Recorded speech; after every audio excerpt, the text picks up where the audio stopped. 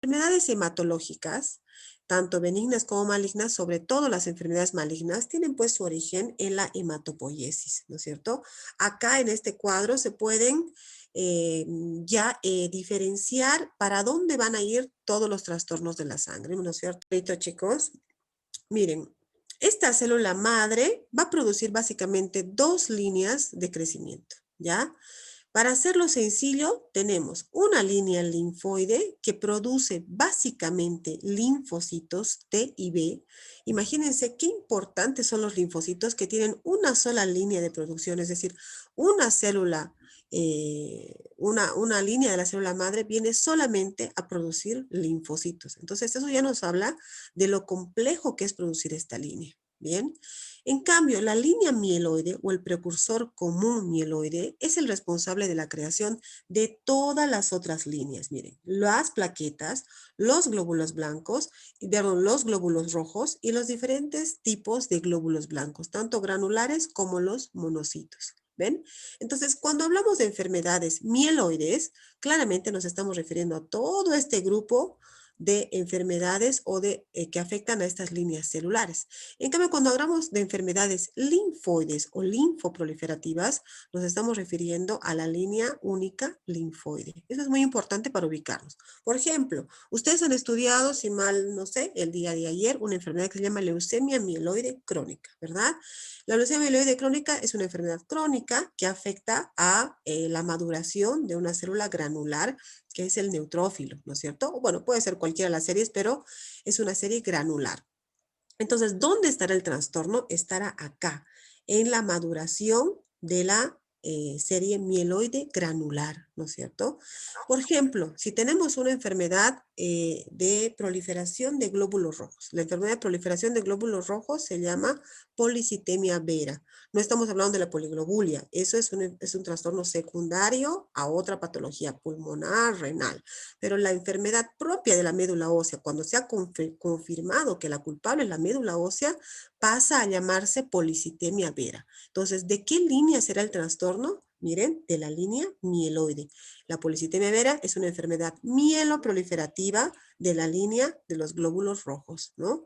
Por ejemplo, si estamos hablando de una trombocitosis esencial, quiere decir que la proliferación está aumentada en la línea de las plaquetas. Entonces, estamos hablando de una enfermedad mieloide en proliferación de las plaquetas como la trombocitosis esencial. Entonces, como ven, las leucemias agudas, por ejemplo, van a poder afectar cuando es mieloide, leucemia mieloide aguda, a cualquiera de estas líneas mieloides en sus estadios más inmaduros habitualmente, ¿no es cierto? Antes de que salgan de la médula.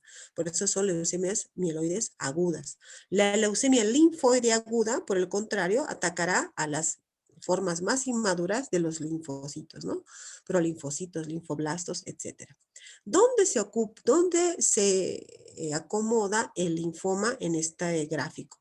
Claramente se acomoda en una alteración de proliferación linfoide, por eso se llama enfermedad linfoproliferativa, pero de linfocito maduro, chicos. Quiere decir que estamos aquí abajo, ¿no es cierto? Hay alguna alteración en la maduración o en la maduración final del linfocito ya cuando ha salido de la médula ósea y existe una proliferación clonal en algún momento en que se está convirtiendo el linfocito, puede ser B o el linfocito T o en alguna rama de estos. Entonces, la enfermedad linfoproliferativa se ubica en este lugar, ¿no es cierto? También una enfermedad que se llama mieloma múltiple, uno pensaría, mieloma es una enfermedad mieloproliferativa, no, es una enfermedad linfoproliferativa, ¿por qué? Porque afecta a la célula plasmática, que es un estadio madurativo alto de un linfocito B, ¿no?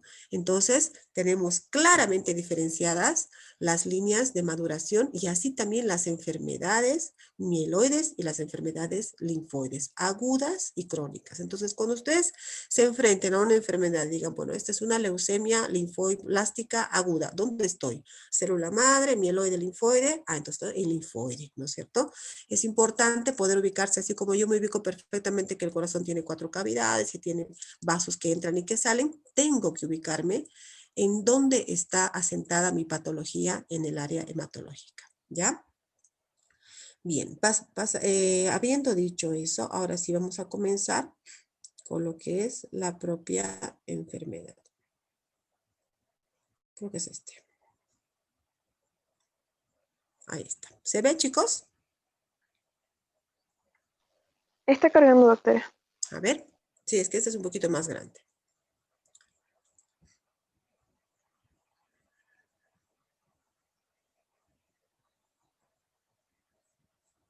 Me dice si no se ve para que vuelva a cargar.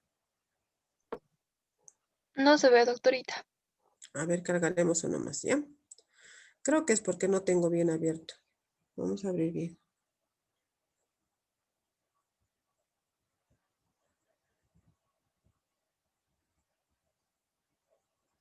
Este es. ¿Ahora? Ahora sí se Sí, ve. doctora, ya está. Ahora sí. Bueno. Entonces, acomodándonos en esa gráfica de la hematopoiesis, nos enfrentamos a esta enfermedad hematológica maligna que se llama linfoma, ¿no es cierto? El linfoma es una enfermedad muy variable, es decir linfoma realmente no significa nada, porque tenemos tantas variedades de linfoma que necesitamos saber específicamente qué tipo de linfoma es para poder tratarlo. Entonces, nuestro afán en esta clase y la clase de mañana va a ser primero saber cómo sospechar, por qué sospechar, cómo diagnosticar y bueno, tener un indicio de cómo se debe tratar, ¿no es cierto?, un linfoma. Entonces, es tan común esta enfermedad, chicos, que tiene un día de conmemoración que es en septiembre 15. Ese día se conmemora a todos los sobrevivientes del linfoma y es una enfermedad casi tan frecuente como las leucemias. En los niños, la leucemia es mucho más frecuente que los linfomas por mucho. Pero en el adulto, las leucemias agudas y crónicas y los linfomas van un poco a la par, ¿no es cierto? Están, digamos, con alta incidencia. En nuestro país, se imaginarán que no tenemos una estadística, digamos, oficial, ¿verdad? Pero la tasa de diagnóstico en los centros de referencia de enfermedades oncohematológicas, tanto en la parte pública como en la parte privada, deben ser más o menos de un diagnóstico de 1 a 2 casos por semana. Entonces, para Cochabamba, ¿no? Entonces, es una tasa alta de diagnóstico, una tasa alta de incidencia de lo que es el linfoma. Bien, entonces, ¿qué es el linfoma? Ahora sí que no pasa. Ahí está. Dice, es un grupo heterogéneo de neoplasias de linfocitos que proliferan en los ganglios linfáticos y otros órganos linfoides y también pueden infiltrar la médula ósea. Bueno, entonces empecemos a ordenar. Primero, dice que es una enfermedad que ataca a los linfocitos maduros, cuando ya han sido madurados por la médula ósea, ¿verdad? No completamente, está en una etapa de maduración. Y dice además que proliferan en los ganglios linfáticos. Bueno, ¿qué son los ganglios linfáticos? Los ganglios linfáticos son elementos o microórganos linfoides que tenemos en todo el cuerpo desparramados, ¿verdad? Son estructuras sólidas de aproximadamente 1 centímetro de diámetro que todos absolutamente tenemos repartidos en diferentes grupos ganglionares en todo el cuerpo, ¿verdad? Cualquiera de esos grupos ganglionares puede ser afectado por una enfermedad tipo linfoma. Incluso pueden ser afectados otros órganos que no tienen que ver con estructuras linfoides. Bueno, y de ahí vienen también los signos y síntomas. ¿Qué tenemos que saber? Tenemos que saber que estos grupos ganglionares, como pueden ver acá, axilares, cervicales, retroperitoneales, mediastinales, inguinales, todos esos cumplen una función, ¿no es cierto? Obviamente tiene una función de ayuda al drenaje de los vasos linfáticos, es cierto, es una función estructural, digamos, pero tiene una función muy, muy importante en el cuerpo. Los ganglios linfáticos cumplen una función inmunológica. ¿Por qué? Porque cuando los glóbulos blancos, o bueno, los linfocitos, salen de la médula ósea, no tienen aún una maduración completa. Quiere decir, se fabrican los glóbulos blancos, los linfocitos, y tienen que diferenciarse el linfocito B o linfocito T, ¿verdad? Entonces, el linfocito B completa su maduración precisamente en estos ganglios linfoides, ¿no es cierto? Y el linfocito T completa su maduración en el timo. Entonces, cuando hablamos de ganglios linfáticos, hablamos de inmunidad. Quiere decir que eso es lo que nos va a hacer que nosotros podamos defendernos de las diferentes enfermedades a través de los anticuerpos, creación de anticuerpos, también reconocimiento de antígenos, es decir, mi cuerpo va a saber reconocer lo propio de lo ajeno gracias a que el linfocito ha pasado por el ganglio linfático, ¿no es cierto? Entonces, cumple una función muy, muy importante en las infecciones. Por eso es que un paciente que tiene una enfermedad tipo linfoma o un linfoma va a tener alteración de la inmunidad humoral, ¿no es cierto? Porque va a estar afectada la inmunidad antígeno-anticuerpo. Y después, con la quimioterapia, yo le voy a dar voy a alterar también su inmunidad celular, porque voy a atacar, gracias a la quimioterapia, células que van a servir también para la defensa celular, como los neutrófilos. Entonces, esta enfermedad involucra, digamos, alteración inmunológica importante y predisposición a infecciones importantes. Bien. Entonces, no nos tenemos que olvidar que el sistema inmunológico compromete dos funciones importantes, ¿no es cierto? Tenemos una inmunidad innata, quiere decir una inmunidad con la que nacemos, que nadie, no la hemos trabajado para nada, se nos ha regalado de por sí. Y esta inmunidad es primitiva, quiere decir que si ni bien nosotros nacemos o cuando somos niños nos enfrentamos a una infección por primera vez, siempre vamos a tener quien nos defienda. Es decir, no necesitamos tener anticuerpos prefabricados, por ahí es la primera infección que tenemos, pero siempre vamos a tener quien nos defienda. Y esos van a ser las células primitivas que no requieren presentación, es decir, el sistema inmunológico innato. ¿Quiénes son estas células? Bueno, una de estas células muy importantes son los neutrófilos, por eso decimos, ¿no? Cuando hay infecciones, los neutrófilos se elevan de una manera importante porque son nuestra primera, digamos, nuestra primera arma, nuestra primera defensa que tenemos. Van a matar a la infección, cualquiera que ésta sea, lo van a intentar y van a morir en el intento. No van a crear ni memoria, ni les interesa nada más que ir a matar directamente al germen o a la infección que está entrando a nuestro cuerpo.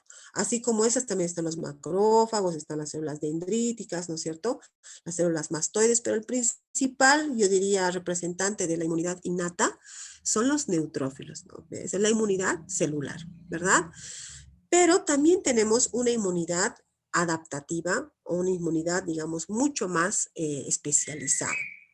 ¿Esto qué quiere decir? Quiere decir que que los linfocitos van a poder reconocer este antígeno y no solamente lo van a poder atacar, sino que van a crear una memoria para un futuro, ¿no es cierto? Se van a crear un anticuerpo que en un futuro va a poder reconocer más fácilmente este antígeno y lo va a poder eliminar con mucha más facilidad, ¿no es cierto? Esa es nuestra capacidad de crear una memoria.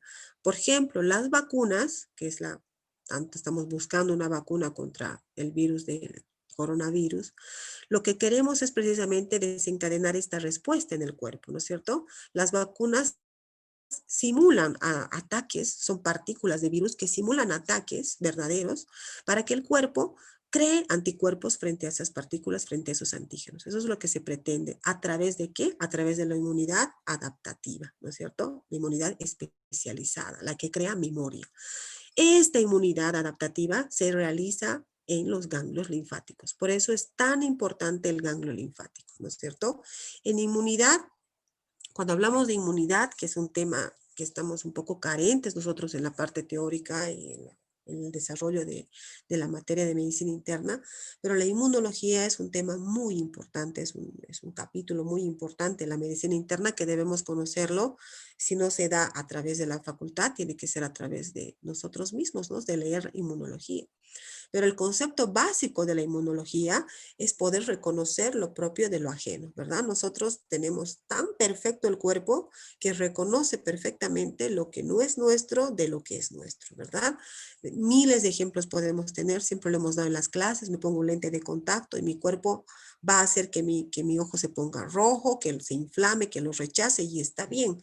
Ese es su trabajo, es correcto que el cuerpo haga eso porque el cuerpo no va a aceptar nada que no sea de él, ¿verdad? Va a rechazar lo ajeno y va a aceptar mis propias células. Eso es lo correcto. Bueno, pero a veces hay enfermedades que alteran este tipo de este tipo de reconocimiento y ahí surgen las enfermedades inmunológicas de todo tipo, ¿verdad? Hablamos de lupus, púrpura trombocitopénica autoinmune, anemias hemolíticas autoinmunes, Sjögren, Guillain-Barré, todos tienen exactamente el mismo mecanismo. Bueno, ¿dónde aprende el linfocito o dónde aprenden las células a reconocer lo propio de lo ajeno? En el ganglio linfático, ¿no es cierto? Y en los otros órganos linfoides también. Por eso, esta enfermedad daña seriamente la inmunidad, seriamente la inmunidad. Y otra cosa más, cuando nosotros hablamos de cáncer, la pregunta clave siempre es el origen, ¿no es cierto? Los pacientes siempre quieren saber por qué tengo cáncer, por qué me ha dado esta enfermedad. Es muy, muy difícil poder dar respuesta a esto, ¿no es cierto? Habitualmente la respuesta más correcta es que no se sabe. Hoy por hoy no se sabe qué es lo que desarrolla un cáncer u otro cáncer, no se sabe qué es lo que desarrolla, no es una sola cosa, eso se sabe. También se sabe que existen diferentes alteraciones genéticas que uno produce o nuestro cuerpo está todo el tiempo recortando ADN y en algún momento hay un error, se produce una translocación y a veces a partir de ahí se generan enfermedades. En muchas enfermedades esto está totalmente estudiado, como la enfermedad de la leucemia mieloide crónica, que ustedes la acaban de ver ayer, donde hay un cromosoma clave para la generación de esta enfermedad, ¿no es cierto? Pero en las enfermedades linfoides, más allá de las translocaciones que pueden ser de buen o de mal pronóstico, se sabe que todas las enfermedades inmunológicas pueden ser predisponentes a este tipo de enfermedades. Eso es algo que se sabe. ¿Por qué? Porque se conoce el rol del ganglio linfático y se sabe que un ganglio linfático enfermo puede llevar o puede venir de una enfermedad inmunológica y predisponer a un linfoma. Por ejemplo, una persona con lupus eritematoso es más propensa a tener un linfoma, sí, eso se sabe. Que lo va a tener o no, no sabemos, pero sí se sabe que tiene más predisposición por tener una enfermedad inmunológica, se ha estudiado eso. Por ejemplo, un paciente que es trasplantado de un órgano sólido, por ejemplo, un riñón, que lo estamos inmunosuprimiendo porque queremos que acepte el riñón, es más susceptible a presentar un linfoma, sí, hasta tiene un nombre ese linfoma, se llama linfoma secundario a trasplante, ¿no es cierto? Entonces, todas las enfermedades que tienen que ver con la inmunología o con una alteración inmunológica pueden ser predisponentes al linfoma sin ningún problema. También se sabe otro predisponente importante del linfoma que son las enfermedades virales. Sobre todo hay algunos virus que su presencia o la afección repetitiva en nuestro cuerpo puede dar origen a un linfoma, podría ser predisponente a un linfoma. Por ejemplo, el virus del Epstein-Barr o la famosa mononucleosis, ¿verdad? Por eso siempre que diagnosticamos un linfoma hay que checar si esta persona fue afectada por el Epstein-Barr. Hay algunos linfomas que tienen una constante de afección por Epstein-Barr previa al desarrollo del linfoma. Eso es algo también que tenemos que saber. Por eso enfermedades virales hay que tomarlas en cuenta, hay que tratarlas de inmediato, hay que evitar que se repitan porque esto puede estimular el sistema inmunológico y podría ser un factor de riesgo más para el desarrollo del linfoma. Sin embargo, hoy por hoy realmente no se sabe si esa es la causa o si siempre está presente o si puede no estar presente. Pero es una determinante que hay que saber, que hay que conocer. Bien.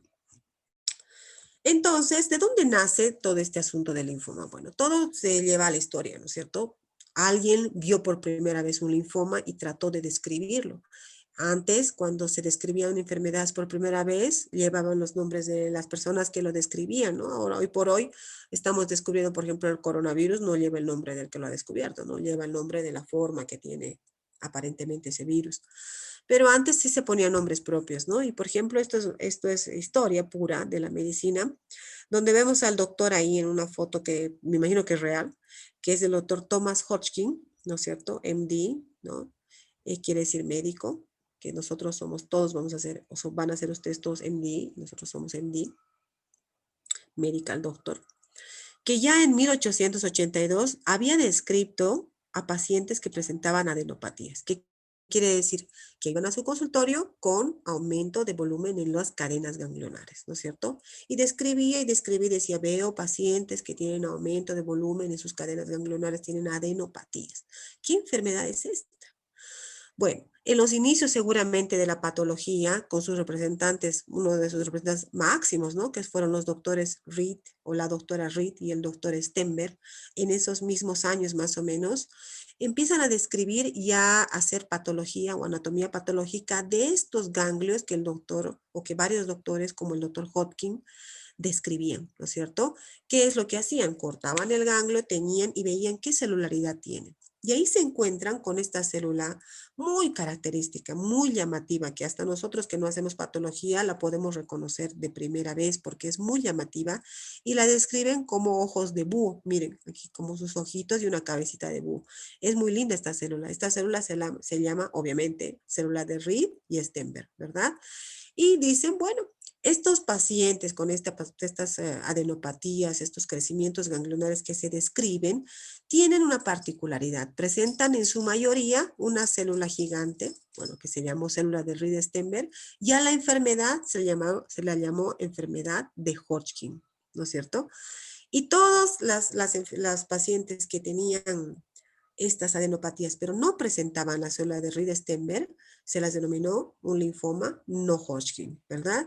De ahí nace esta denominación tan básica, ¿no es cierto? Siempre los pacientes cuando vienen a la consulta tienen temor de tener linfoma Hodgkin o linfoma no Hodgkin, porque creen que uno de los dos puede ser más grave que el otro, pero no es así. Como ustedes pueden ver, es simplemente una descripción microscópica simple, ni siquiera es una descripción microscópica delicada, detallada.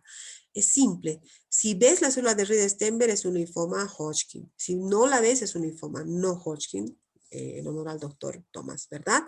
Entonces ahí nace, chicos, la primera clasificación de los linfomas, ¿no es cierto? La primera simple clasificación que después se complicó totalmente y hoy por hoy clasificamos y reclasificamos, recontraclasificamos todo el tiempo a los linfomas. ¿Por qué? ¿Por qué lo hacemos? ¿Por qué la hematología o la investigación en hematología se empeña en clasificar y recontraclasificar?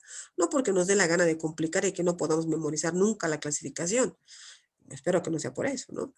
¿Es por qué? Porque queremos identificar grupos de riesgo. Queremos darnos cuenta que no todos los linfomas no Hodgkin son iguales, que unos se van a morir y otros van a vivir. Lo mismo con la enfermedad o linfoma de Hodgkin. Entonces, cada vez queremos identificar a ese pequeño grupo que tiene un mal pronóstico. ¿Para qué? Para darle más quimio, ofertarle mejores medicamentos, encontrar un target, un blanco celular. Quiere decir, por ejemplo, el linfoma no Hodgkin a células CD20 positiva, quiere decir linfoma a células B, linfoma de linfocitos B, han encontrado ese target, ¿no es cierto? Han encontrado al linfocito B y lo han atacado y han buscado una droga que mate ese linfocito B, como son los anticuerpos monoclonales, que son drogas, o sea, blancos inmunológicos, ¿verdad? Entonces, ese es el objetivo de clasificar y reclasificar. Vamos a ver cómo se ha complicado la clasificación. Pero lo que tienen que saber ustedes es que el hecho de que sea Hodgkin o sea no Hodgkin no significa que sea mejor o peor. En ambas variedades existen subvariedades de buen pronóstico, de mal pronóstico, de alto grado, de bajo grado. Entonces, es simplemente una clasificación denominativa del origen histórico que tiene este linfoma. Esta diapositiva es un poco antigua porque dice que hay 35 tipos de linfoma no Hodgkin y no, hoy por hoy deben haber muchos, más de 40, 45 tipos. Cada vez se encuentran más. Lo último que se encontró, bueno, ni siquiera, que ya lleva más de un año, es el linfoma no Hodgkin asociado a prótesis mamarias, por ejemplo, ¿no? Entonces, como ven, esto está en constante movimiento y en constante clasificación y reclasificación. Los tipos de linfoma Hodgkin casi no han variado, son 5 variedades que son históricamente las mismas, ¿ya? ¿Cómo se va a presentar este linfoma, ¿no es cierto? Entonces, ¿qué nos interesa? ¿Cómo tenemos que nosotros estar, a qué tenemos que estar atentos y qué no se nos tiene que pasar cuando tengamos la consulta de médicos generales o de médicos internistas? Bueno, estamos diciendo que es una enfermedad de los ganglios linfáticos. Entonces, claramente va a haber crecimiento ganglionar en cualquier zona, en cualquier área gangliona, en cualquier cadena ganglionar. Como pueden ver ahí, tenemos crecimientos ganglionares en la zona inguinal, ¿no es cierto? Lo más frecuente en la zona cervical, ¿no es cierto? Son crecimientos ganglionares generalmente grandes, gracias a Dios. O sea, por suerte, la mayor parte de los pacientes va a ser muy evidente el crecimiento ganglionar. Lo vamos a poder ver macroscópicamente, tal vez sin hacer ningún estudio, ¿no es cierto? Pero tienen ustedes que saber, chicos, que los cánceres no vienen con un solo signo o síntoma, ¿no es cierto? El cáncer es un síndrome. ¿Qué quiere decir? Va a venir una persona a la consulta que además de tener estos crecimientos ganglionares, se va a quejar de qué? Se va a quejar de síntomas constitucionales, así le llamamos nosotros los oncólogos, los hematoncólogos, a los síntomas que deterioran el estado general. Quiere decir, va a ser una persona que va a venir deteriorada, cansada, con baja de peso, ¿no? La baja de peso es algo muy importante. No puede haber una bajada de peso, sobre todo si es más de 5 kilos, sin explicación. Una persona que dice, ay, estoy enflaqueciendo, he bajado 5 kilos en un mes, no has hecho dieta, no has hecho ejercicio, no has hecho régimen, no has hecho nada, eso es malísimo, ¿no? La baja de peso siempre tiene que llevarnos a la sospecha de enfermedad oncológica, siempre. Puedo descartar infecciones, puedo descartar diabetes, hipertiroidismo, lo que ustedes quieran, pero en mi cabeza siempre tiene que estar cáncer, ¿verdad? Entonces va a ser una persona que más allá de tener adenopatías o adenomegalias, va a tener baja de peso, va a tener sudoraciones nocturnas, va a tener fiebres o febrículas, probablemente haya dejado de trabajar porque se siente muy mal, va a estar cansada, probablemente tiene anemia, ¿no es cierto? Por el consumo que representa tener una enfermedad oncológica activa en el cuerpo. Entonces, todo un síndrome, no es solamente la presencia de masas ganglionares. ¿Por qué? Cuando nosotros tenemos la presencia de una masa ganglionar, tenemos que sospechar en primera instancia no linfoma. En primera instancia debo sospechar enfermedades infecciosas, ¿no es cierto?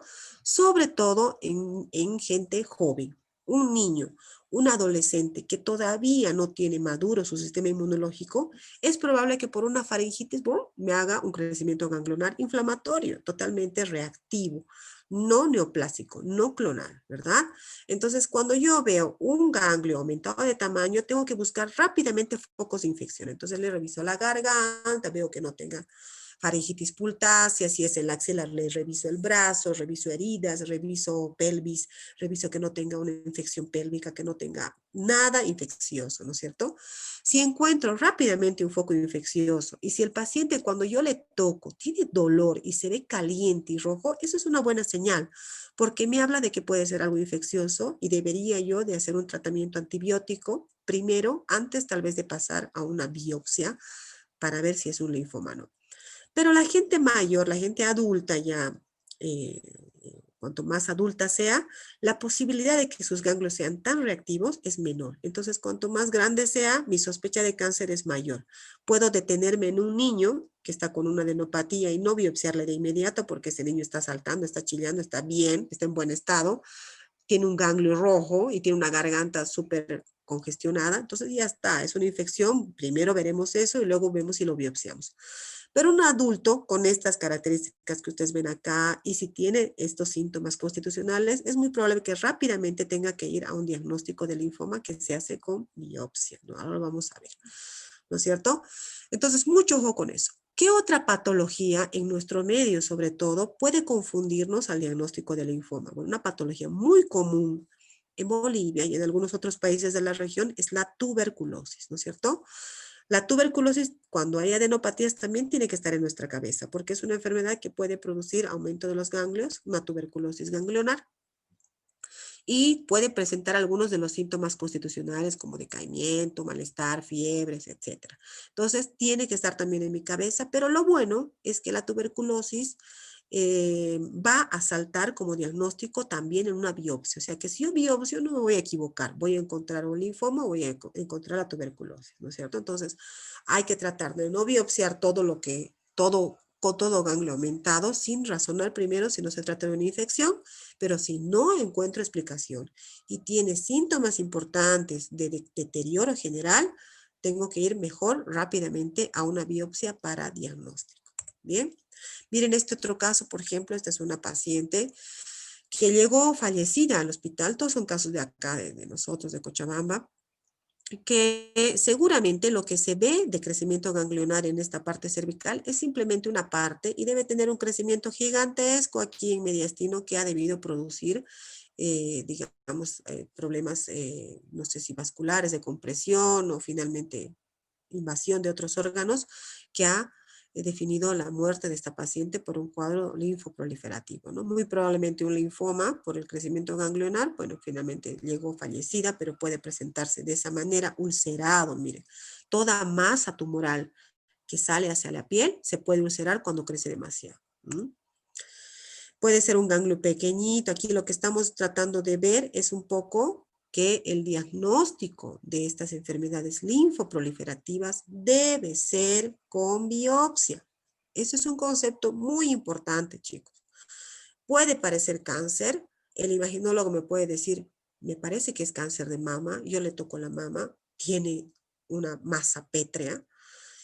Tiene la edad del cáncer, tiene los síntomas del cáncer, tiene la imagen del cáncer, pero si no tiene biopsia, no es cáncer, ¿me entienden? Todo manejo oncológico de tratamiento comienza con el reporte patológico donde el patólogo dice, este es un cáncer y de este tipo. Entonces, concepto básico de la oncología, la biopsia es fundamental para el diagnóstico. Por más que sospeche que es próstata, parece próstata, huele a próstata, imagen dice próstata, el imaginólogo me dice tratale nomás ya porque esto es una próstata, un cáncer de próstata, el tacto parece próstata, no importa. Tiene que tener una biopsia que me pruebe que es cáncer y de qué tipo, ¿no es cierto? Ni siquiera los marcadores tumorales, eso es totalmente inespecífico. Tiene que ser biopsia. Igual en el linfoma, tenemos que sacar el ganglio chiquito, grande, donde esté, tenemos que sacarlo. En lo que se denomina biopsias de oncología, hay ciertos conceptos que hay que recordar. Por ejemplo, cuando nosotros sacamos piezas para ir a análisis oncológico, debe preferirse el bisturí frío y no el bisturí por cauterización, ¿verdad? Porque no queremos dañar los bordes, sobre todo en cánceres como el cáncer de la piel, ¿verdad? Donde tengo que definir dónde está el borde para poder ver cuánto me falta, cuánta invasión tiene el cáncer. Y acá también hay que ver la mejor manera de sacar un ganglio completo o un grupo ganglionar lo mejor posible para que el patólogo pueda identificar adecuadamente la variedad. ¿Ya? Ahora vamos a ver eso. A veces, chicos, estos linfomas son bastante mala onda y no se ven, ¿no es cierto? El paciente tiene deterioro, malestar, anemia, puede tener, o sea, es un paciente deteriorado y nadie le encuentra qué es lo que está pasando. Y a veces el crecimiento ganglionar es interno, ¿no es cierto? Ganglios mediastinales, ganglios retroperitoneales, algo que no se logra ver, pero siempre va a dar un síntoma del cual me tengo que agarrar para investigar. Por ejemplo, en esta radiografía lo que vemos está al revés, pero lo que vemos es un mediastino ensanchado, ¿no es cierto? Es un mediastino ensanchado. Quiere decir que esta silueta debería ser, bueno, está al revés, pero aquí debe ser el corazón, delgada y luego el corazón, ¿verdad? Pero tenemos algo que está produciendo una masa que nos está mostrando que hay un ocupamiento ahí. Y estos pueden ser ganglios mediastinales, ¿verdad? ¿De qué se quejará este paciente? No se verán los ganglios, pero se quejará de tos, disnea, probablemente, ¿no es cierto? Sensación de ahogo, no va a poder tomar, va a querer tomar y se le va a trancar, va a vomitar probablemente. Entonces, esos van a ser los síntomas. Siempre tenemos que ayudarnos en las imágenes con criterio, ¿verdad? Pero aquí claramente esto amerita una tomografía y descubrir cuántos ganglios tiene y biopsiar rápidamente, ¿verdad? También puede estar en el abdomen. Miren, aquí están los ganglios retroperitoneales, lateroaórticos, ¿no es cierto? Que están pegados a la aorta y pegados a la columna. Generalmente son esos los que se agrandan y no voy a tener síntomas precisos. Probablemente este paciente solamente se queje de náuseas, vómitos, falta de apetito. En un momento deja de comer porque aprieta tanto el intestino que lo aplasta y lo obstruye. Lo puede perforar también. Entonces, hay que escuchar muy bien los síntomas del paciente para orientarnos a ver qué imagen vamos a hacer para ayudarnos. Pero ojo que siempre que hay pérdida de peso, deterioro del estado general, febrícula, sudoración, tengo que pensar en cáncer y rápidamente tengo que llevar a imágenes si es que no encuentro físicamente lo que está pasando, no palpo físicamente una masa, ¿ya? A veces estos linfomas pueden ser peor todavía, pueden estar más escondidos y pueden estar en lugares que no sospechamos. Por ejemplo, existen los linfomas de piel, una variedad, digamos, menos frecuente, gracias a Dios, pero a veces muy maligna, ¿no es cierto? Que son básicamente los linfomas T, a células T. Estos linfomas se pueden presentar como lesiones en la piel. Entonces uno ve una lesión en la piel en la consulta y, bueno, primero tiene que preguntar desde cuándo la tiene. Obviamente una lesión en piel reciente, tiene que llamarnos más la atención que una cosa que tiene desde nacimiento, obviamente, ¿verdad? Si se acompaña de síntomas constitucionales, baja de peso, sudoración, malestar, viene con ese anemia, ¿no? Entonces uno le tiene que llamar la atención. Entonces cuando uno ve cualquier lesión en la piel, uno siempre se ve tentado a utilizar medicamentos tópicos. Acuérdense que casi todas las pomadas tienen corticoide, ¿no es cierto? Acuérdense que el corticoide es un medicamento coadyuvante de un montón de quimioterapias y ayuda a disminuir, digamos, el crecimiento tumoral. No lo resuelve ni nada, simplemente ayuda a aplacar un poquito el crecimiento ganglionar o cualquier otro cáncer. En los linfoides es muy sensible esto. Entonces, si nosotros, sin estudiar estas lesiones, damos pomadas con corticoide y hacemos desaparecer a la fuerza, sin haberla estudiado, estamos cometiendo un error importante, chicos. Entonces, cuando esto sucede, nosotros tenemos que biopsiar. Si no biopsiamos nosotros, tenemos que referir al especialista dermatólogo y el especialista dermatólogo en general, a no ser que sea una cosa muy obvia, una micosis, una sarna, algo muy obvio infeccioso, en general biopsia, ¿verdad? La biopsia de piel es muy simple, es como sacar un pedacito con un lapicerito y eso se va al patólogo y nos puede salvar al paciente de algo muy grave, ¿no? Entonces, pero miren cómo un linfoma se puede presentar, parece un pénfigo, ¿verdad? Parece ¿qué se llama? Hongos también pueden llegar a aparecer. Entonces, lo que no hay que hacer es tratar sin saber qué era, ¿verdad? Podemos borrar evidencia y después el paciente puede venir todo invadido, habiendo perdido su posibilidad de diagnosticarse a tiempo. Mucho ojo con eso, ¿ya? A veces puede no estar en una zona ganglionar. Por ejemplo, miren este brazo, aquí está la mano, mala mi foto, ¿no? Porque no se ve qué es, pero este es el codo. Este señor había tenido un nódulo subcutáneo, no era un ganglio, era un nódulo en el codo, ¿no es cierto?, que se lo tocaba y según él ha crecido de una manera exorbitante en muy poco tiempo, pero acá nuestra gente y nuestra idiosincrasia es bien especial. A veces los pacientes vienen realmente en las últimas, porque uno no puede creer que haya venido así, ¿verdad? Bueno, resulta que esto hemos biopsiado. De hecho, cuando se biopsian estas masas tan horribles, hay que tratar de no biopsiar áreas necróticas, ¿no? Porque eso el patólogo no va a poder analizar. Se biopsia tejido, digamos, que esté indemne. Entonces se biopsió y se vio que era un linfoma no Hodgkin B, ¿no? Se dio quimioterapia, esto mejoró muchísimo, obviamente dejó una zona sin piel, se trató de hacer colgajos, injertos, el paciente no pudo por cosas económicas. Finalmente solo se logró hacer la mitad del tratamiento, 3 ciclos, y el paciente como vio mucha mejoría se fue y se perdió, y yo pienso que obviamente ha fallecido porque este es era un linfoma de muy alto grado, con una masa que no era ganglionar, o sea, era extraganglionar, ¿verdad? Entonces, así también se puede presentar un linfoma, ¿no? Otra forma de presentación, chicos, que es una variedad, de hecho, de linfoma que se llama linfoma MALT, ¿no es cierto? Le gusta atacar a las mucosas. Entonces, son linfomas que se van a ocupar el duodeno, el estómago, ¿no es cierto? Van a simular una gastritis, una úlcera. El paciente va a venir con síntomas de gastritis, vomitando, acidez, ¿no es cierto? Entonces, ¿qué es lo que uno suele hacer? O sea, lo que uno no debe hacer, pero es lo que suelen hacer. Dan antiácidos, ¿verdad? No está mal que des antiácidos en una primera cita para poder mejorar un poco los síntomas. Lo que sí está mal es no investigar a fondo. Toda gastritis, hoy por hoy, debe ir a una endoscopía alta y una biopsia para ver mínimamente si no es un Helicobacter pylori, ¿verdad?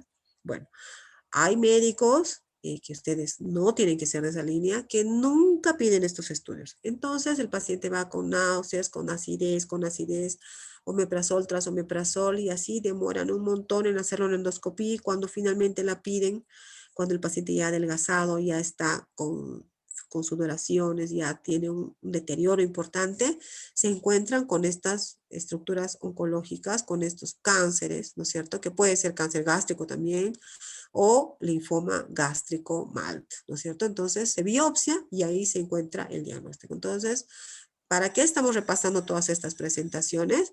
Para que no se nos pase cuando veamos en la clínica cómo puede venir un paciente e investiguemos a fondo las cosas, lleguemos a un diagnóstico. ¿Cómo se llega al diagnóstico en cáncer? Con biopsia, siempre. A veces Estos linfomas pueden ocupar lugares raros, ¿no es cierto? Este, por ejemplo, asimilaba o simulaba más bien un cáncer de mama. De hecho, fue diagnosticado como cáncer de mama, ¿no es cierto? Acuérdense que para cáncer de mama, la biopsia que se hace es apenas un trucut.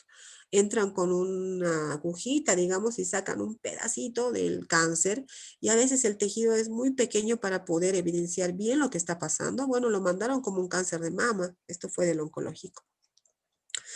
Y las patologías se revisan en los lugares que son de referencia de oncología, como el oncológico. Toda patología de otro lado debe ir a revisión por nuestro patólogo.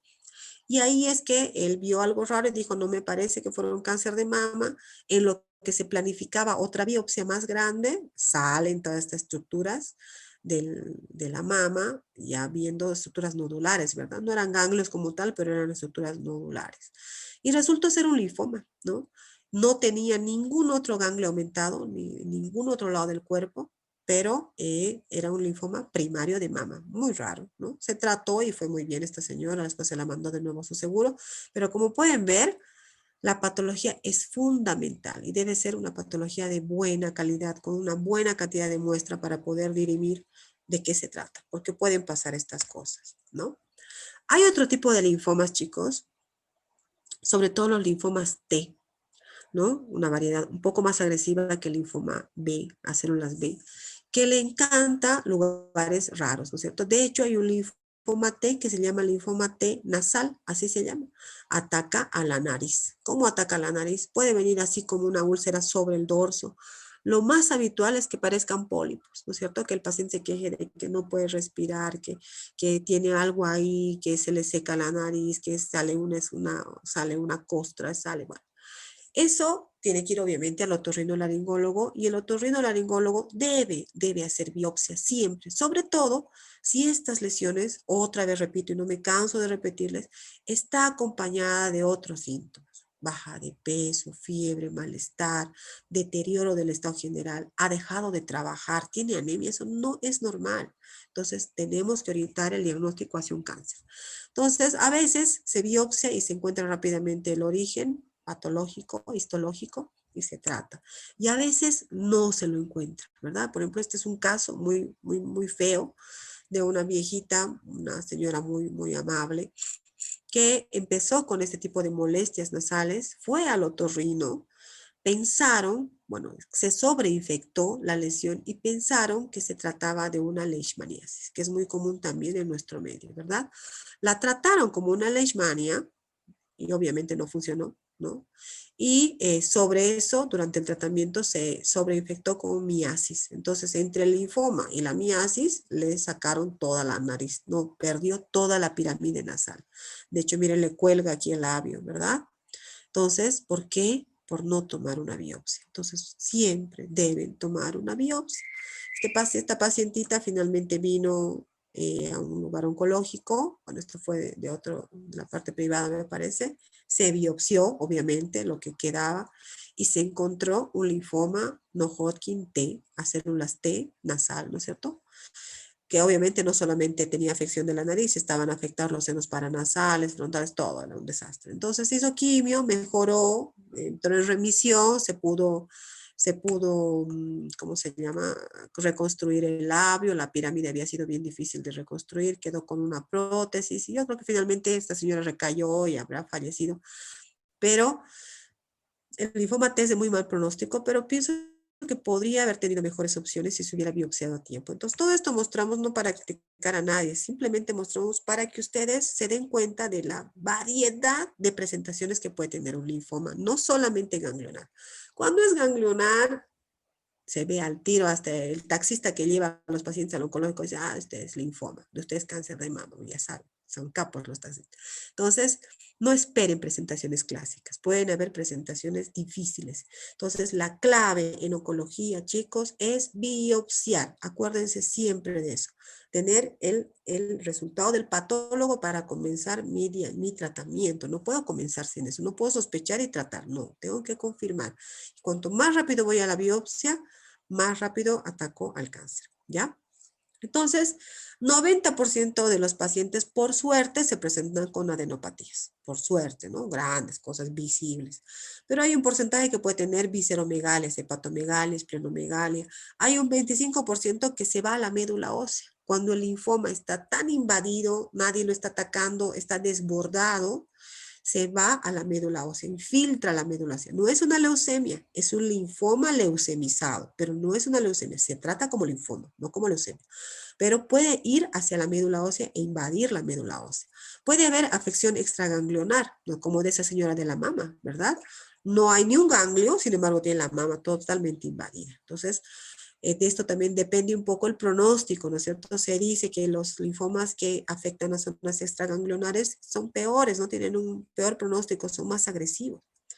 Y pueden estar en cualquier otro lugar que tenga algún esbozo de tejido linfoide, ¿no? Placas de Peyerl, Waldeyer, mediastino. Puede irse también al sistema nervioso central. Un linfoma agresivo puede cruzar la barrera hematoencefálica y puede entrar al sistema nervioso central. Algunas variedades de linfoma, por ejemplo, el linfoma T, el linfoma del manto, también les encanta ir al líquido cefalorraquídeo. Entonces siempre hay que pesquisar con una punción lumbar si no está, si está o no está, ¿verdad? Muy bien. Otra cosa que presentan los pacientes, y con esto ya terminamos hoy, vamos a hacer, me he recomendado mucho al doctor Macías que haga 45 minutos, una hora, no más que eso. Entonces, vamos a ir con calma, pero vamos a terminar en, yo creo que unas 2 o 3 semanas todo nuestro temario. Pero una cosa importante que tienen los pacientes con linfoma son esto que se llaman síntomas B.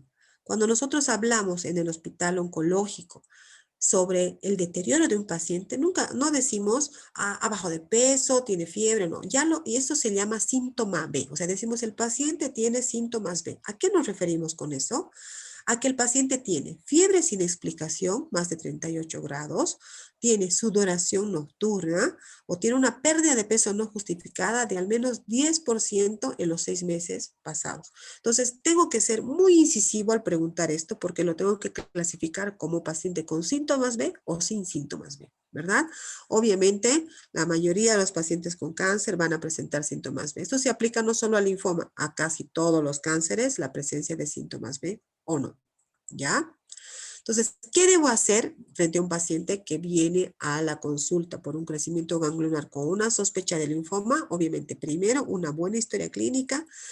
Eso es algo que ustedes deben de, a partir de ahora, que están en 4º año, deben identificar su forma de hacer historia clínica. Si hacemos como nos han enseñado en semiología, vamos a tardar con cada paciente 2 horas en la historia clínica porque puede durar un montón, ¿no es cierto? Si yo hago solo la anamnesis puede durar un montón, el examen físico neurológico dura 1 hora, entonces lo que tienen que hacer ustedes es irse graficando qué cosas son importantes de la historia clínica y hacerlas siempre, que por ejemplo yo en práctica rutinaria siempre pregunto cuántos años tiene, de dónde viene, de dónde es su familia, qué familia tiene, siempre, si fuma o no fuma, siempre pregunto si tiene alergias, siempre pregunto desde cuándo son los síntomas, o sea, cosas que siempre pregunto. Eso se llama sistematizar su historia clínica para que la hagan siempre de una sola manera y así sepan que no se olvidaron preguntar, ¿verdad? Porque si uno un día pregunta una cosa, te pregunta otra, después no sabe si preguntó o no preguntó. Entonces, deben tener una sistematización de la evolución, sobre todo de los síntomas. Esto es muy importante, porque pueden haber linfomas de bajo grado que pueden estar un tiempo largo, no digo años, pero pueden estar un par de años, podrían estar ahí sin molestar. Hay linfomas de muy bajo grado de un crecimiento lento, ¿verdad? Entonces los pacientes van a decir, ay doctora, este ganglecito ya lo tenía como hace un año y como que no le daba importancia, pero ahora tengo este otro acá. Entonces eso nos habla de un linfoma tal vez de bajo grado. Diferente a la persona que viene y dice, ah, doctora, estaba súper bien y de repente me ha crecido un día esto y mire ahora cómo está 15 días después. Estoy hablando de un linfoma de altísimo grado con una tasa de proliferación alta, ¿verdad? Entonces, el hecho de saber de cuándo datan los síntomas es muy importante en cualquier patología. En el examen físico, más allá de que tengo hoy por hoy todo para poder ver ganglios, tengo tomografía, PET, tengo todo, tengo que tocarla. sea, es mi trabajo como médico explorar. Entonces tengo que ponerme los guantes y tengo que tocar ganglios cervicales, axilares, inguinales, todo lo que sea palpable, vaso, hígado, todo, para poder en mi cabeza diagramarme cómo está el paciente al diagnóstico, porque yo misma lo voy a evaluar al final del tratamiento y más allá de las imágenes, tengo que tener una base clínica de decir, bueno, está en remisión, ¿verdad? Los laboratorios, a diferencia de lo que muchos creen, no diagnostican demasiado. Un paciente con linfoma puede tener un laboratorio completamente normal, ¿no es cierto? Puede tener un hemograma normal, tal vez una anemia muy leve, ¿no es cierto? Si está mucho tiempo puede tener anemia más severa. Pero en el linfoma, mi hemograma puede estar perfecto. No me voy a dar cuenta nunca de que tiene un linfoma. Tengo que ver función renal, tengo que ver función hepática con el propósito de examinar si está en condiciones de ir a una quimioterapia. Su riñón tiene que estar bien, su hígado tiene que estar bien. Eso es, digamos, lo básico que debo pedir. Ahora, dentro de lo que se llama química sanguínea, porque tenemos hemograma, laboratorio de coagulación y química sanguínea, ¿verdad? Dentro de la química sanguínea tenemos una enzima muy importante en el cáncer, chicos, que se llama lactato deshidrogenasa. Esta enzima es muy importante porque es un marcador de turnover celular. Quiere decir, cuando una célula se reproduce, la LDH se va a elevar. Por eso, cuando tengo una infección, como mi cuerpo está combatiendo una bacteria, tengo muchos neutrófilos y mi LDH se va a ir para arriba. Un cáncer, lo mismo, mi LDH se va a ir para arriba, ¿no es cierto? Cualquier enfermedad que produzca un aumento de producción celular, me va a producir una LDH alta. Una simple inflamación puede producirme. Por eso no es específica, pero es muy sensible. Y sobre todo en el linfoma pega un brinco muy alto y por eso me hace sospechar. Entonces ya le puedo ir pidiendo y puedo ir armando mi diagnóstico, ¿verdad? Otra proteína también es la beta-2 microglobulina. Es una proteína que se eleva muy sensiblemente en los linfomas, ¿no es cierto? En las patologías hematológicas, sobre todo, linfoma, mieloma también, que ya lo vamos a ver, se eleva mucho la beta-2, entonces tengo que pedirlo. El ácido úrico debo pedirlo, ¿por qué? Porque cuando los tumores son terribles, son monstruosos, a veces sin que yo le haga nada de quimio ya se está destruyendo, está eliminando todo lo que tiene dentro la célula, potasio, ácido úrico, peligrosísimo para mi riñón, ¿verdad? Entonces si el ácido úrico está muy alto, tengo que ir hidratando, frenando un poco porque eso me puede arruinar el riñón y puedo terminar en diálisis por una tumoración muy grande, ¿verdad? Función renal, función hepática, y en las imágenes, bueno, el estándar es la tomografía, ¿no es cierto? La tomografía con contraste. Cuando yo voy a ir a ver cáncer, tengo que pedir tomografías con contraste. Hoy por hoy tenemos otras hermenéuticas que las vamos a ver despuesito, que es la tomografía por emisión de positrones.